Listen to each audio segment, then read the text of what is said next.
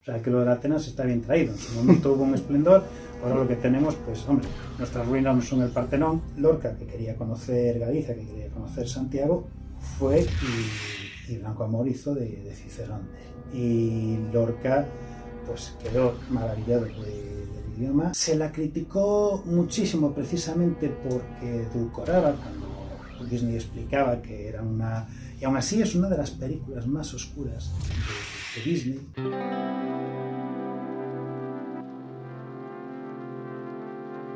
Saludos amigos, sean bienvenidos nuevamente a este espacio de debate literario La Quinta Podcast. Luego de unas prolongadas vacaciones involuntarias estamos aquí de vuelta. Ahorita ya se extrañaba que no apareciéramos por aquí, pero bueno, ya estaba muy feliz de todas maneras de no tenernos cerca. Como pueden apreciar el día de hoy nos me acompañan mis dos contertulios naturales o tradicionales, mejor dicho, por eso pueden ver un poco de espacio, pero traigo un invitado de lujo, a Toño Guedes, poeta, catedrático, estudioso, erudito, podemos así decirlo, de la literatura gallega, especial de aquí de Orense. Entonces el día de hoy quisiera hacer un capítulo muy especial dedicado a la literatura hecha en gallego, especialmente la literatura aquí en Orense. ¿Por qué lo digo? Porque siempre es importante saber hacia dónde vamos, cuáles son las raíces, o sea, que nos identifican y que nos definen en este sentido la influencia propia. Y aprovechando hoy en día todas las posibilidades que ofrece el internet, las plataformas, las redes sociales, es bueno incluso redescubrirlo para uno mismo, para las demás personas quienes se acercan a estos espacios, sobre cuáles son vamos a decirlo así, las génesis que componen movimientos literarios que, si bien no han tenido una gran relevancia, ya sea por las temáticas que trataron en cuestión, son muy importantes para saber qué es lo que motiva a autores que fueron contemporáneos con otros ya, digámoslo así, de mayor contundencia literaria. Y en este caso quisiera hablar de la literatura hecha aquí en Orense, que, si mal no recuerdo, hace un tiempo ya, cuando participé en el Festival Internacional de Poesía contigo, hicimos esta especie de gira, un roteiro, un roteiro, o sea, estoy bien en el gallego todavía, un roteiro poético por la ciudad. Y entonces, a través de Toño, quien fue el cicerón de este viaje literario, conocí que Orense era llamada la Atenas de Galicia, lo cual me dejó muy impresionado, en el sentido de que ya de por sí esta es una ciudad bastante acogedora. Creo que era una deuda pendiente que teníamos, ya que estamos en este podcast hecho en Orense, Galicia, de dedicarle un espacio como tal, un capítulo de este programa a la literatura orensana. Entonces, Toño, te cedo la palabra, te invito a que te presentes a los amigos de La Quinta Podcast y bueno, el espacio es tuyo y yo te iré interrogando poco a poco. Vale, bueno, pues me llamo José Antonio Santos Guede. Últimamente se me conoce quizás más por Toño Guede, que es el nombre con el que suelo firmar casi todos mis escritos. Antes usaba el apellido de mi padre, ahora uso el de mi madre. Ha sido un cambio simple y llanamente pues, porque me dio por ahí, sin más. Y muchísima gente sí que me conoce de mi época de estudiante por Santos, que es como me llamaba casi todo el mundo. Poquito más que decir al respecto de mí, ¿no? En fin, que la gente me llame como más le apetezca y punto. Soy uno de los muchos, porque por suerte en esta ciudad hay muchos amantes de su propia ciudad, de la cultura y de la historia y de la realidad de esta ciudad. El problema es que la gente que amamos Orense tenemos o hemos tenido pues quizás poca repercusión, y eso hace que no se conozca vulgarmente o de una forma más cotidiana lo que sucede en esta ciudad, lo que ha sucedido, y es una pena. Comentabas lo de las Atenas de Galicia. Yo lo he comentado en algún que otro artículo que he escrito y en algún que otro roteiro que he hecho.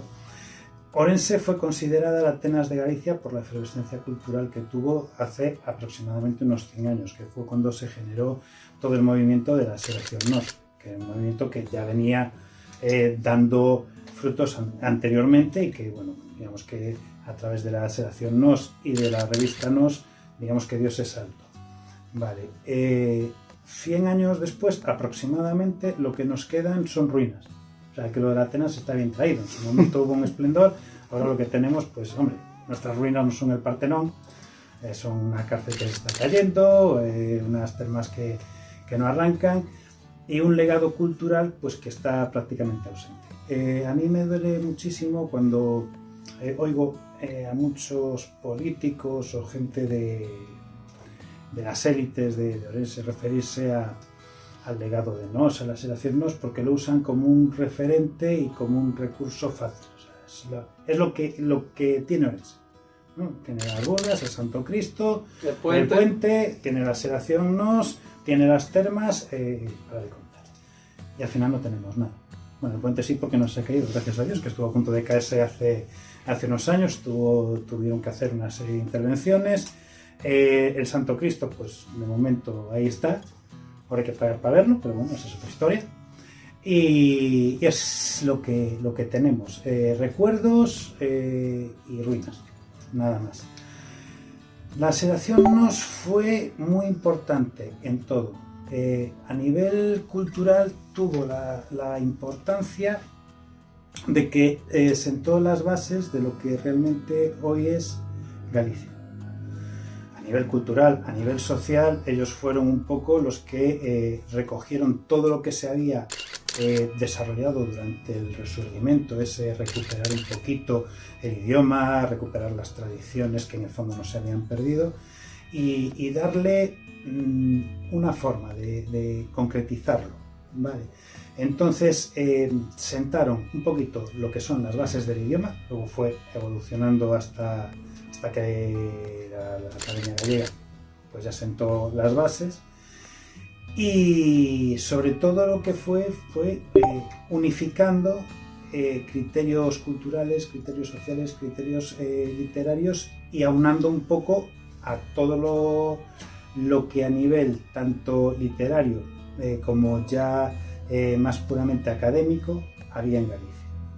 Le dieron ese envoltorio y se formalizó pues eso en una revista que nace en el 1920 y que hasta poco antes de la Guerra Civil está funcionando con diversas situaciones sociales que también ejemplifican un poco lo que es la cultura aquí en Orense, porque por ejemplo la revista es orensana, la base, o sea, la gente que desarrolla esa revista son orensanos que viven en Orense, y la revista empieza a editarse en Orense, pero al poco tiempo empieza a migrar y está una temporada en Santiago, otra temporada se edita en Pontevedra, creo que también estuvo en Betanzos, o sea, fue moviéndose por toda Galicia.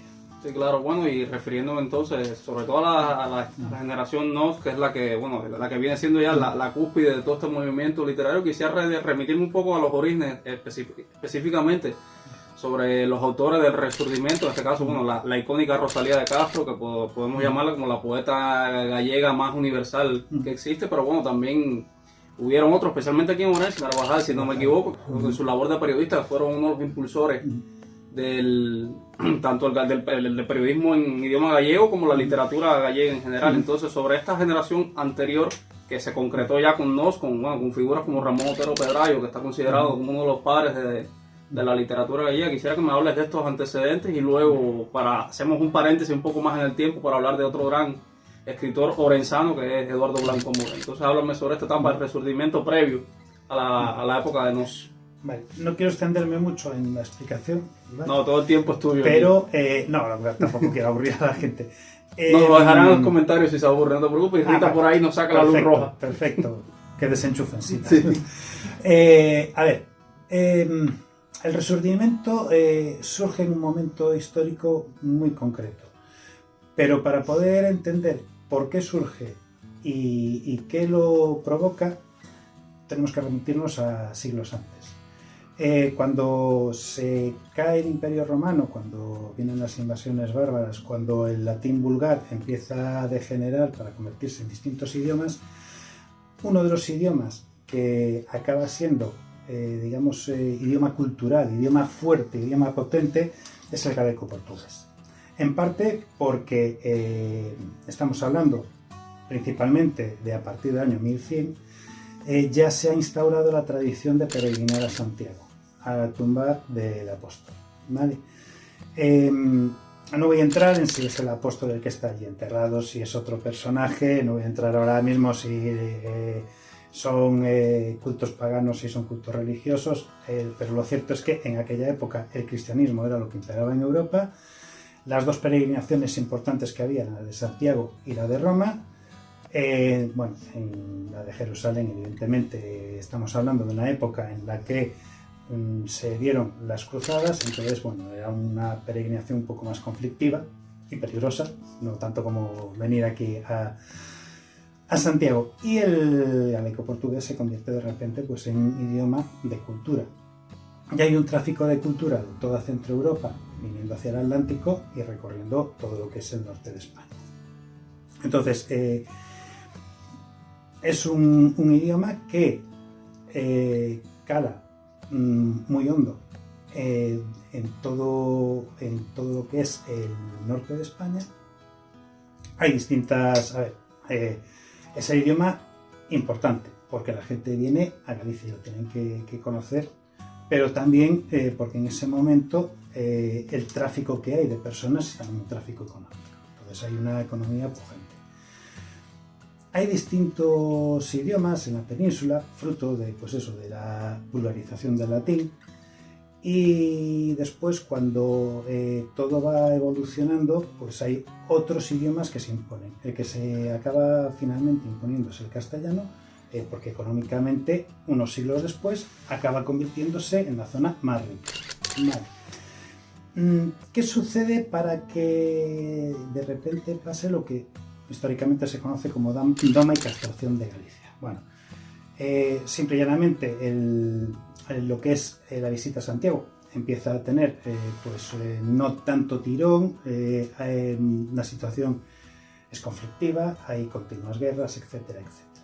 Vale, pero el mayor problema que hubo fue que, llegado un momento determinado, aquí hubo una serie de guerras internas. Las hermandiñas, ¿no? Que son las guerras irmandiñas. Hubo 2 guerras irmandiñas. La primera, bueno, fue un conflicto social entre nobles no tan poderosos y la gente llana del pueblo. Y la segunda guerra irmandiña, que es la más importante, que ya fue mucho más densa, abarcó todo el territorio, fue mucho más larga. Y ahí ya entraba en juego también nobles con intereses en Castilla, con intereses en León, con intereses en Portugal. ¿Qué sucede? Pues que una parte de los nobles se alían con una persona, otros con otra, y gana la guerra irmandiña los que se alían con la persona que acaba siendo reina de Castilla, Isabel. Entonces Isabel pues toma una serie de decisiones. Esa serie de decisiones tienen un impacto social y uno de los resultantes de ese impacto social es que el gallego pues acaba convirtiéndose en un idioma exclusivamente de la clase baja. Todo lo que es la nobleza, la más importante, pues o acaba muerta o acaba desterrada, y los nobles que han ganado se alinean con la reina y por lo tanto con el castellano. Entonces el gallego pasa a un segundo plano. La gente deja de hablar en gallego, bueno, la gente de la calle no. Aquí el gallego, la verdad es que la ventaja que hemos tenido es que durante siglos el gallego a nivel popular siempre se ha hablado, a nivel familiar siempre se ha hablado, es un idioma que nunca se ha perdido.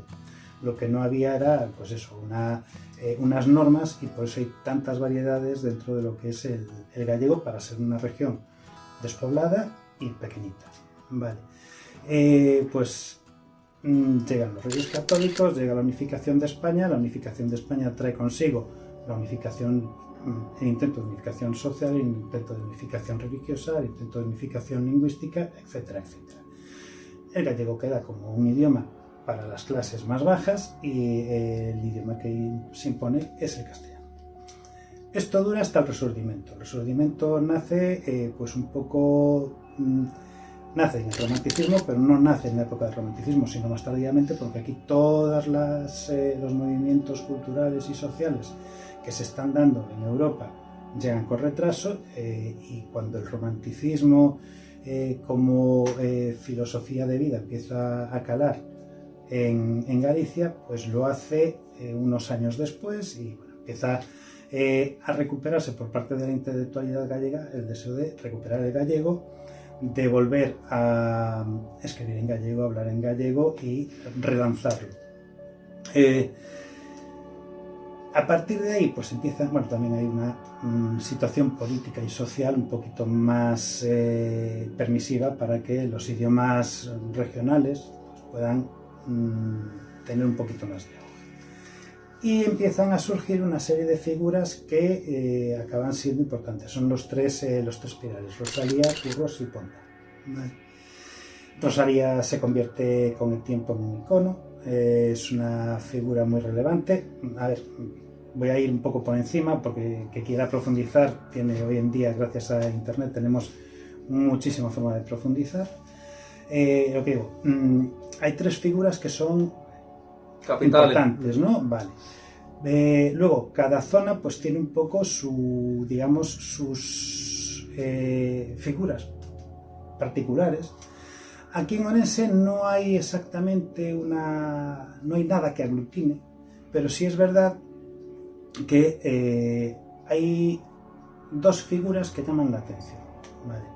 Bueno, Curros es de Celanova, o sea, es cercano a Orense. Y nombre y apellido para la persona que no conozca, sí. Y hablas un poco de Curros Enríquez. Curros Enríquez es una persona, bueno, nace en Celanova, él estudia y trabaja aquí en Orense, después también estuvo en Coruña, tuvo distintos conflictos con el obispo de Orense.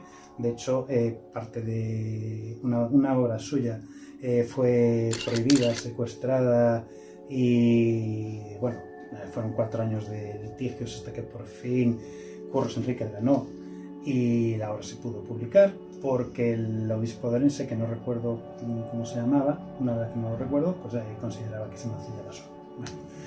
Bueno. Curros Enríquez pasa por ser uno de los pilares, pero aquí en Orense hay una naciente efervescencia cultural. Vale. Uno de los que, digamos, son los pilares de esa efervescencia, Valentín Lamas Carvajal. Valentín Lamas Carvajal tiene en uno de sus posesiones, uno de sus locales, en un bajo, tiene una imprenta. En esa imprenta publica semanarios, publica libros, etc. Y ahí sale o Catecismo do Labrego, que se convierte en la primera publicación periódica en gallego, íntegramente. Hasta aquel momento pues estaba empezando a haber pues, algún certamen poético en gallego, había gente que recitaba en gallego, había alguna gente que publicaba libros en gallego, y en muchos periódicos pues se metía algún artículo, algún poema, algún cuento, cosas así pequeñitas dentro de una publicación en la que a mayores pues estaba mayoritariamente era en castellano. Sin embargo, él por primera vez pues se hace una publicación integralmente en gallego, y esa publicación acaba triunfando y durante varios años se sigue editando. ¿Qué sucede? Pues que toda esta efervescencia acaba estallando en un momento determinado. Hay otra figura importante que es Filomena Dato. Filomena Dato es de aquí de Orense. Creo recordar, me parece que murió en Coruña, pero ahora mismo no estoy seguro. Es una figura que ha quedado un poco eclipsada porque ella solo publicó un poemario. Escribía en gallego, era bastante revolucionaria para aquella época, fue una feminista radical, podría describirse como feminista radical, y claro, era bastante más explosiva que Rosalía de Castro. Sin embargo, Rosalía de Castro pues, estaba en Santiago de Compostela, se fue a Madrid, se fue a núcleos donde de mayor relevancia, claro. Sí, que Orense, que era al final una capital de provincias. Ten en cuenta que Orense prácticamente entre el año 1120 y el año 1937 ha tenido una población relativamente estable de entre 20 a 30.000 habitantes. Es decir, ha sido pequeña hasta el desarrollismo, o sea, no tenía mucho peso. De hecho, muchas de las villas de Orense, algunas llegaron a tener más población que la propia capital.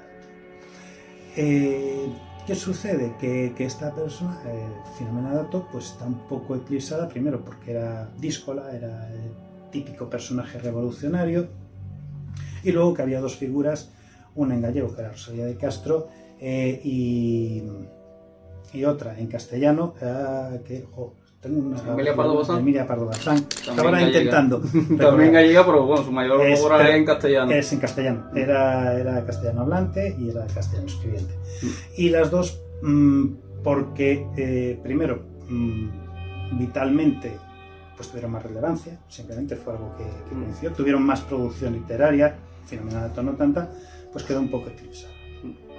Bueno, todos estos movimientos y todos los movimientos que estaba habiendo en Galicia fueron dando lugar a que la gente pues fuese encontrándose y desencontrándose. Aquí en Orense se empezó con una publicación que se llamaba La Centuria. Hubo varias publicaciones, pero digamos que la primera que caló un poco fue La Centuria, y ahí ya empezaron a entrar en contacto toda la gente del galleguismo, pero principalmente la gente de Orense. Hay una figura muy importante dentro de lo que es el galleguismo, que es Castelao, ¿vale? Pero claro, Castelao no es de Orense, pero sí tenía entre sus íntimos amigos toda la gente de este cenáculo, que era el cenáculo de Nos. La Centuria desaparece y Otero Pedrayo y Vicente Risco elaboran una idea nueva. Ellos eran el grupo Nos, se juntaban, bueno, a ver, supongo que la gente de Orense no necesitará muchas explicaciones, pero los que no son de Orense sí que van a necesitar una pequeña explicación.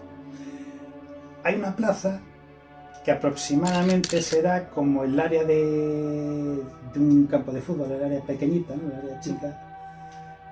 Pues esa es la plaza donde se congregaban aproximadamente unas 20 personas que eran profesores, escritores, investigadores. La bohemia, podemos decirlo así, la bohemia orensana. Y todos iban al mismo bar. Es decir, tenemos que, no sé, en muy pocos metros cuadrados, y además todos vivían en las 3-4 calles colindantes. De hecho, Vicente Risco vivía en el segundo piso y Otero Pedrayo en el primer piso de la calle de la Paz. El número, creo que recordar que era el número 12, 13, es el último portal.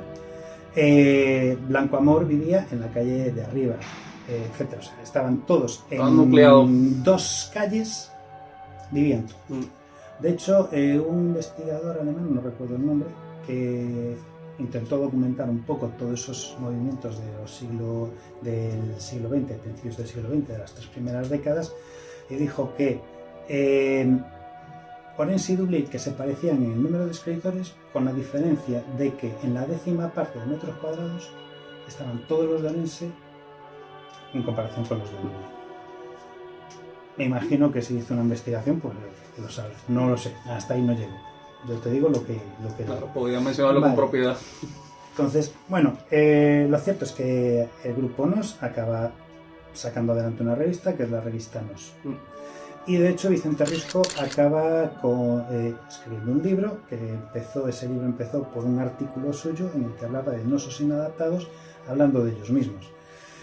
Y ahí intentaron, durante lo que fue todo el desarrollo de la revista, pues aglutinar un poco todo el galleguismo, pero también intentar traer y mostrar a todos aquellos pueblos que ellos consideraban pueblos hermanos. De hecho, intentaban siempre que hubiese escritores irlandeses, escritores bretones, escritores portugueses y escritores catalanes, que eran los que ellos consideraban más afines.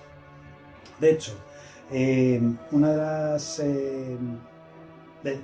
desde mi punto de vista, anécdotas más relevantes es que el primer lugar en España donde apareció publicadas los primeros capítulos del Ulises de Joyce fue precisamente en la revista Nos, traducidos al gallego. Y fue, no recuerdo el dato exacto, pero creo que 8 o 10 años antes de que se hiciese alguna publicación en castellano. O sea, estamos hablando de la relevancia de una de las obras más importantes de la literatura universal, el inclasificable Ulises de James Joyce, permeado de este ambiente dublinesco, por así decirlo, que por supuesto que viene en consonancia de todo esto. Y aprovechando la relevancia, en este caso, no la altura de James Joyce, pero bueno, creo que hay un escritor muy paradigmático, perdón la palabra, paradigmático en Orense, en este caso me refiero a Eduardo Blanco Amor, sobre todo por la influencia que generó en otro grandísimo, Federico García Lorca, que gracias a esta amistad común que tuvo con Blanco Amor, decidió escribir en gallego. Son 6 poemas en gallego, si no me equivoco, ¿no? Efectivamente. Lo cual nos quiere decir, o sea, que este autor puede hablarse con propiedad del peso que tuvo dentro de la literatura, tanto gallega como castellano, que bueno, vivió muchos años en Argentina, donde fue cronista en Argentina, y bueno, y luego regresó ya en el tardío franquismo, como se conoce, pero bueno, quisiera que me hablaras entonces de Blanco Amor, que incluso en una de sus novelas, Orense, tiene protagonismo de esta época, que incluso es un poco, se distancia un poco generacionalmente hablando de las personas de Nos, pero también es contemporáneo con todas estas escritores de la ciudad. A ver, es y no es.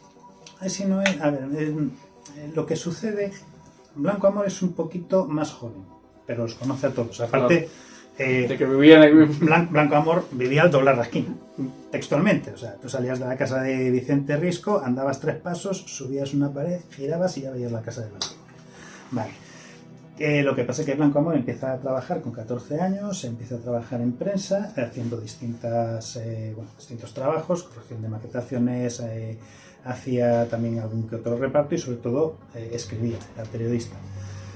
Pero antes de que empiece la publicación de Nos, unos meses antes, si no recuerdo mal, él se va para Argentina y empieza a trabajar en Argentina. Entonces, claro, a él lo que le sucede es que, primero, socialmente no está en el mismo plano, ¿vale? Y después que físicamente no está. O sea, el cenáculo de Nos y después todo lo que fue el desarrollo de la revista y el desarrollo del grupo, hay que decir que sí, son muy buenos, pero tenían un pequeño defecto, eran un poquito elitistas. Un poquito nada más. Un poquito elitistas. Entonces, como que sí, que ellos, que lo que hicieron fue muy bueno, pero añadieron toda una idiosincrasia gallega, recogiendo todo lo que había, pero también es verdad que se distanciaban un poquito del pueblo.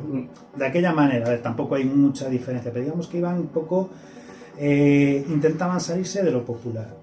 Mientras que Blanco Amor, al contrario, Blanco Amor era una persona que, para empezar, trabajó desde muy joven, se embebía, en parte también por su espíritu periodístico, se embebía de la realidad, le gustaba, y luego bueno, se marchó para irse un mundo mejor en Argentina.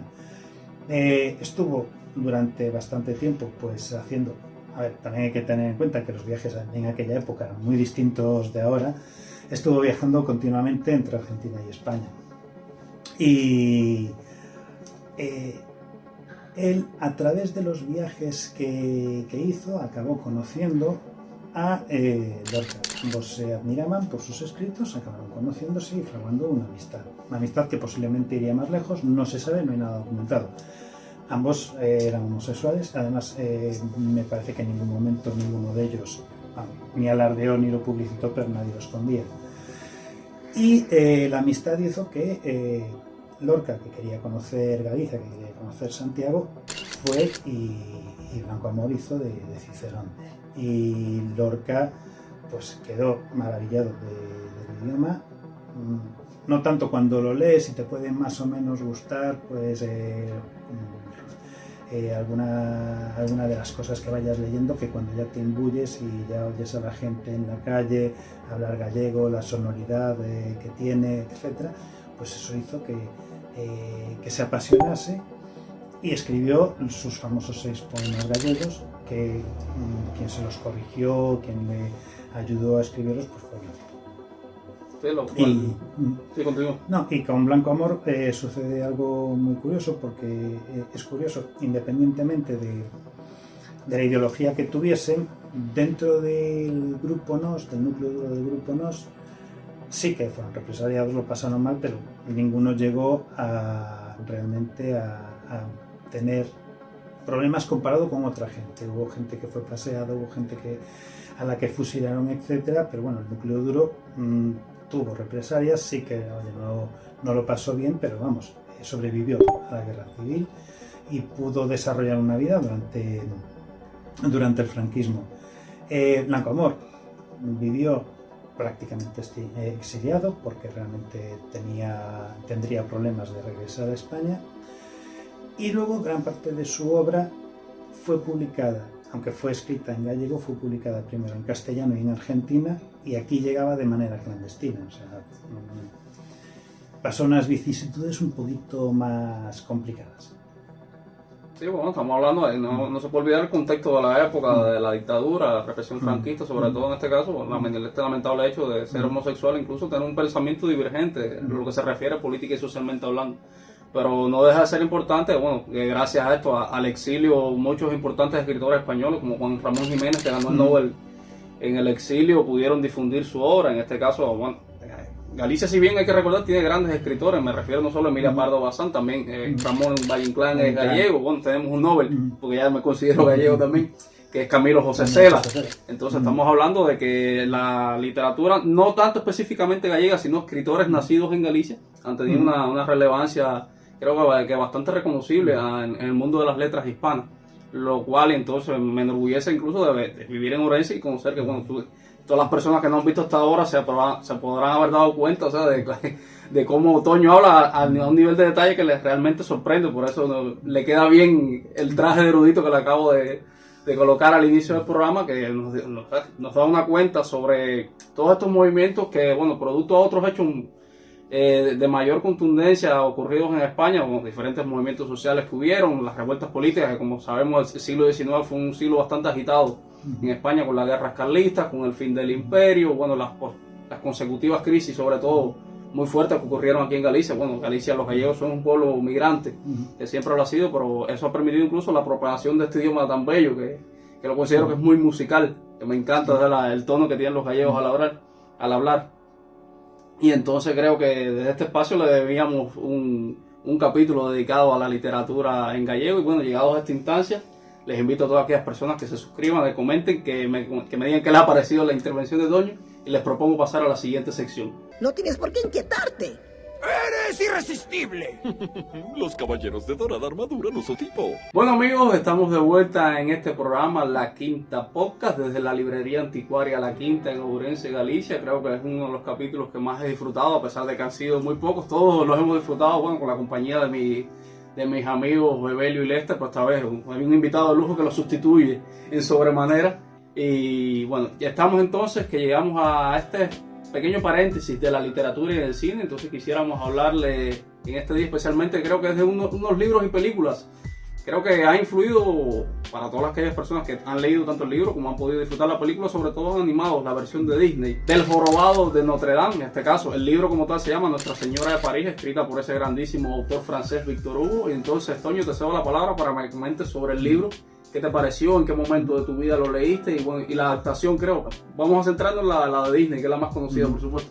Que si te pareció fiel, por supuesto. Creo que, como toda película, lleva para niños un poco edulcorada de lo que se refiere a la realidad de este jorobado, esta figura deforme, escondida en el campanario de Notre Dame, que creo que toda persona que lo vea, tanto en persona como en la foto, siempre busca como ver las gárgolas o ver esta figura misteriosa de Quasimodo rondando por esta magnífica catedral francesa. Dime entonces, Toño, coméntame alrededor de la obra. La leí con 20 y algo de años. Es la típica obra que de repente dices, ostras, la tengo que leer. Y por motivos que nunca alcanzas a entender, pues cuando la lees de verdad, han pasado 3-4 años. La leí y me gustó.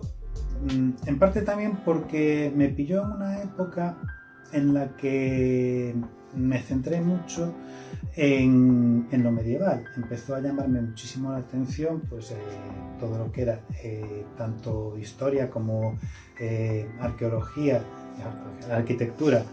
La arqueología de la arquitectura. Sí, también, arquitectura más bien medieval y me llamaba la atención.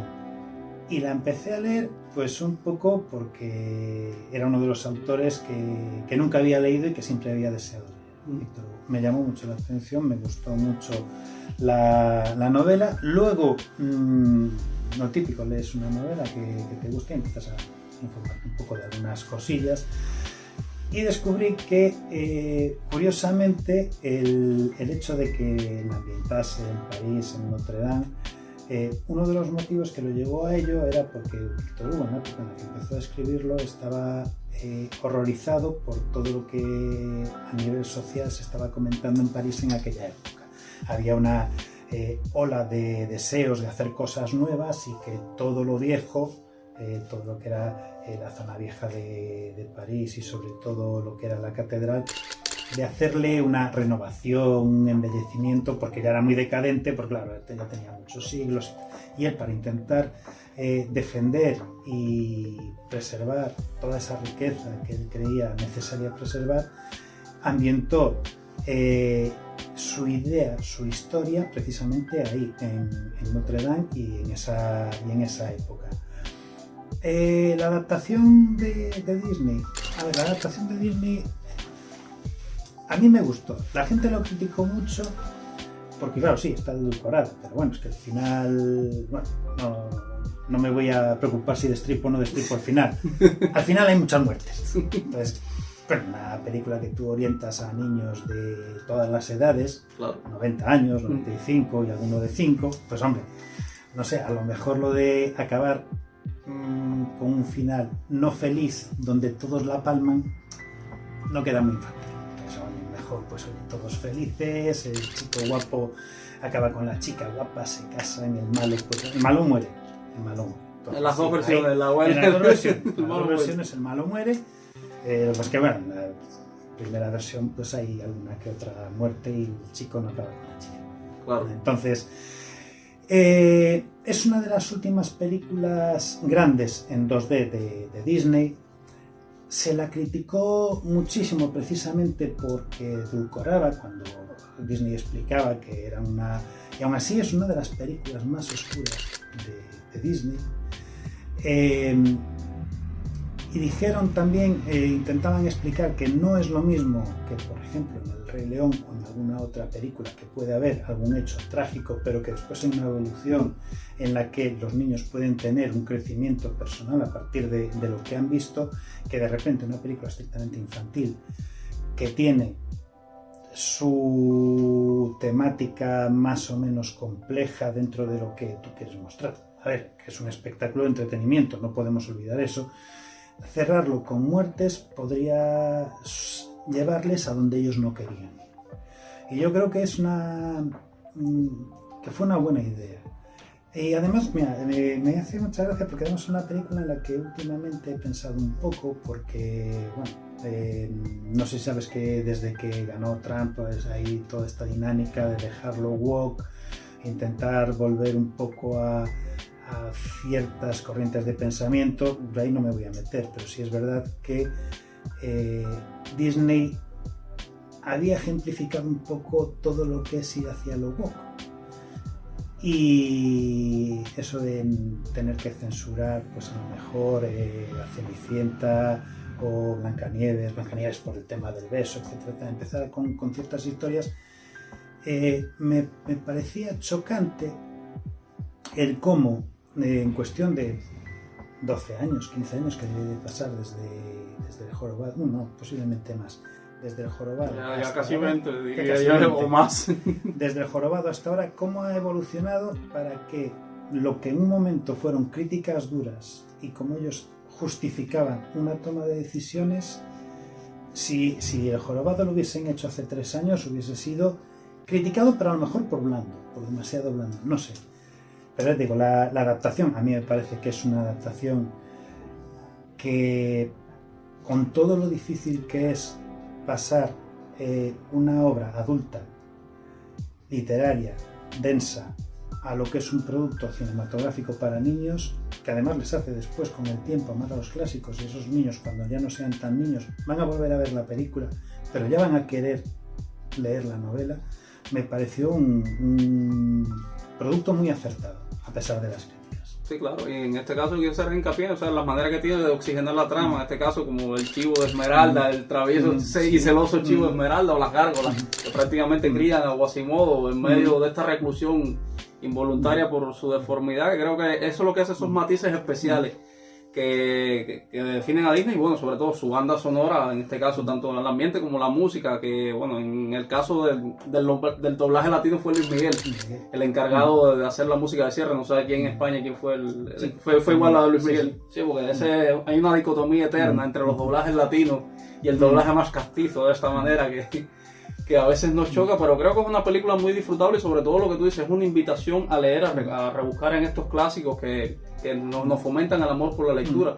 Es lo importante, conocer estas obras tan trascendentes desde el punto de vista literario, enmarcadas en una época, en este caso del siglo XIX, en un París también lleno de conflictos, con tantas revueltas sociales que hubieron en esta época, y bueno, que alguien como Víctor Hugo, un cronista descomunal, de su tiempo se dedicara a esto, a salvaguardar la memoria de una construcción que creo que es icónica a nivel mundial, podemos considerarla así mismo, más allá de la relevancia mediática y turística que tiene, se puede decir como es como una de las construcciones capitales del cristianismo, por su antigüedad y la complejidad estructural que tiene y esta arquitectura de la que estamos hablando con anterioridad, y creo que también es una invitación sobre todo a leerlo. Ya saben, queridos amigos, les agradecemos hasta esta instancia la permanencia. Esta es la quinta podcast desde Orense, Galicia. Los invitamos a pasar a la siguiente sección. It's up to you, New York, New York. Buenos amigos, estamos en la última sección de este programa, la quinta podcast. En este caso hablamos de una sugerencia literaria que nuestro querido e ilustre invitado Toño les va a hacer. Ya tocamos el caso de Federico García Lorca, la influencia, digámoslo, ¿sí? del gallego como idioma, como tal, como institución cultural, se puede decir, que tuvo en el grandísimo Federico García Lorca. Entonces, haznos la invitación a la lectura de un libro que ya tenías aquí Pues sí, con anterioridad. tengo aquí Federico García Lorca, poeta en Nueva York. ¿Por qué? A ver, la generación del 27 es una generación única en el mundo. ¿Qué tiene de especial? Pues que es una generación en la que, aparte de que todos se conocían, convivían, más o menos tenían relación, y todos escribieron prácticamente en todos los estilos literarios que había, pero curiosamente casi ninguno coincidió en época en ese estilo. Me explico. Cuando Federico García Lorca escribió Poeta en Nueva York, que es un libro surrealista, plenamente surrealista, sobre Los Ángeles, que es la gran obra surrealista de Alberti, él ni siquiera la había pensado. Fue unas 3 o 4 décadas después de la aparición de este libro, cuando sobre Los Ángeles se empezó a escribir, si no recuerdo mal. Todos abrazaron el surrealismo, todos abrazaron pues estructuras más clásicas de literatura, etcétera, y cada uno lo hizo en una época distinta, y eso quizás sea lo que hace grande a esta generación. A mí García Lorca, la verdad, es un poeta que no me gusta, lo digo manifiestamente, solo me gusta Poeta en Nueva York. Reconozco su valía en todos los niveles, pero no me acaba de llegar. Algún poema pues sí, pero no me acaba de llegar. Sin embargo, sí que me gusta el surrealismo, y sí que Poeta en Nueva York creo que describe, sobre todo algunos poemas concretos, describen perfectamente lo que debió de ser en aquella época para cualquier persona del mundo, de repente llegar y encontrarse con aquel Nueva York que estaba convirtiéndose, que ya estaba prácticamente convertido en la ciudad que nunca duerme, en ese monstruo de cemento con edificios inmensos, esa urbe cosmopolita y maravillosa, pero al mismo tiempo también quizás un poco deshumanizada, que lo que más retrata en Poeta en Nueva York es precisamente la deshumanización de ese nuevo mundo que está naciendo, y me chocó mucho, sobre todo en concreto en esta edición, que era lo que estaba comentando, porque yo he leído Poeta en Nueva York en distintas ediciones, y claro, a veces se te escapan muchísimas cosas, y en este tipo de obras tan abstractas, tan complejas, es bueno que coger alguna edición en la que algún estudioso te pueda acompañar con pequeñas notas a pie de página, donde aquellas pequeñas cositas que a lo mejor no te encajan, se te escapan, no las acabas de entender, le da esa explicación que al releer otra vez el poema lo ves como un todo. Y bueno, la verdad, creo que sí que es una de las grandes obras que ha dado nuestra literatura. Bueno, yo aprovechando entonces las circunstancias geográficas que me hablas de García Lorca, Poeta en Nueva York, quisiera sugerirle Las escenas norteamericanas, escritas por José Martí.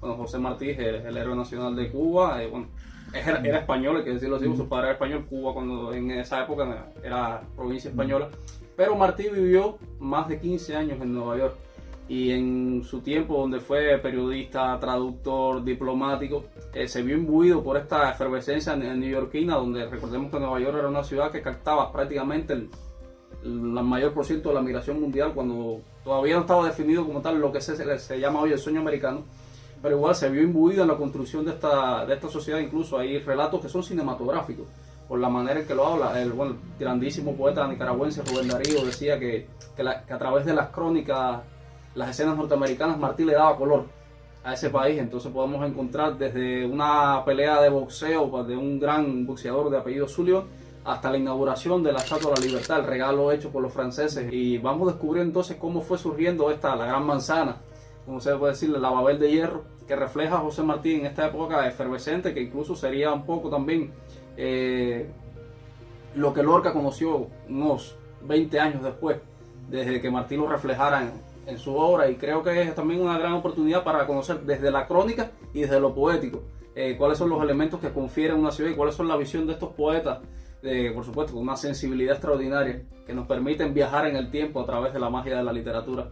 Y amigos, llegados hasta esta instancia, les agradezco a todos por la permanencia. Espero que hayan disfrutado la tesis expuesta por nuestro amigo Toño, que verdaderamente me ha dejado más que asombrado. Y bueno, es un disfrute total escucharlos, así que por favor los invito a que se suscriban, a que comenten, den like, y agradecerle nuevamente a Rita por la oportunidad, por brindarnos siempre este espacio. Ella siempre celebra, aunque no la vean desde aquí, y nos vemos en la próxima oportunidad.